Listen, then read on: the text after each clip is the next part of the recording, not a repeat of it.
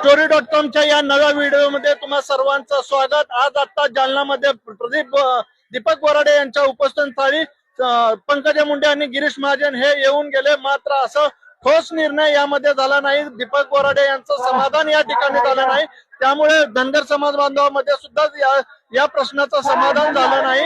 अनेक समाज बांधव नाराज आहे। उद्या सकाळी लेखी आश्वासन दिल्यानंतरच उपोषण सोडू असं आश्वासन दीपक बोराडे यांनी शिष्टमंडळाला दिले। जोपर्यंत लेखी आश्वासन भेटत नाही तोपर्यंत हे उपोषण मी सोडणार नाही। मात्र अशा प्रकारचे आश्वासन याही अगोदर अनेक वेळा दिले गेलेत, अनेक वेळा बोलले गेले, मात्र यावर सगळा धनगर समाजातले नेते, ओबीसी नेते समाधानी आहेत का आपण त्यांना विचारूया। आपल्या सोबत आहेत ओबीसी नेत्या स्नेहा सोनटक्के, डॉक्टर स्नेहा सोनटक्के, त्यांना आपण विचारूया।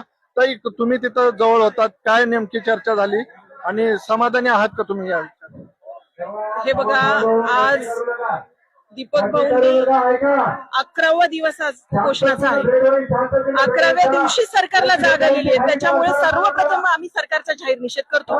पण आमच्या पंकजाताई ज्या पालकमंत्री जालन्याच्या, त्यांना उशिरा का होईना जाग आल्या आणि गिरीश भाऊ महाजन जे संकट मोचक भाजपसाठी काम करतात ते सुद्धा आले, पण 2च मंत्री आले। इतके दिवस 11 दिवस झाले त्यांना जागच आली नाही। स्थानिकचे आमदार आले आणि कलेक्टर मॅडम सुद्धा आज आल्या।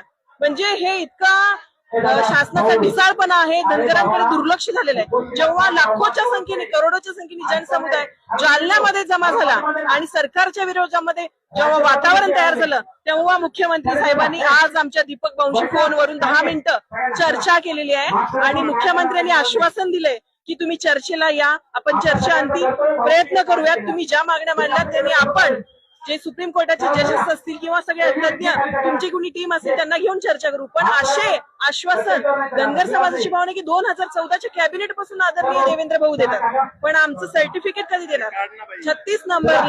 36 नंबरला धनगर समाज हा एसटी मध्ये असताना पळवाटा कशासाठी? म्हणजे तुम्ही एका समाजाला एक नाही, ह्याच जालन्यामध्ये आज आंदोलनाचं केंद्रबिंदू बनलेलं आहे। जालन्यामध्ये आमचा बंजारा समाज असेल, धनगर समाज असेल, ऑलरेडी एसटी मध्ये आहे, तरी पण तुम्ही पळवाटा काढताय, त्याच्यामुळे समाज नाराज झालेला आहे। पण दीपक भाऊंशी चर्चा पॉझिटिव्ह झाली असं लक्षात येत आहे। त्याच्यावरून असं सांगण्यात येते की बाबा उद्या परत एकदा पंकजाताई येणार आहेत आणि दीपक भाऊंची समजूत काढणार आहेत आणि तो शासनाचा जो जीआर आहे, म्हणजे जीआर म्हणजे काय, लेखी आश्वासन की आम्ही तुमची बैठक लावू आणि कशा पद्धतीने याच्यावर पुढे गेलं पाहिजे या संदर्भामध्ये पंकजाताई, आदरणीय पंकजाताईच्या माध्यमातून, म्हणजे आमच्याच घरातल्या व्यक्तीच्या माध्यमातून आमच्याकडे हातामध्ये काहीतरी एक कागद मिळणार आहे उद्या।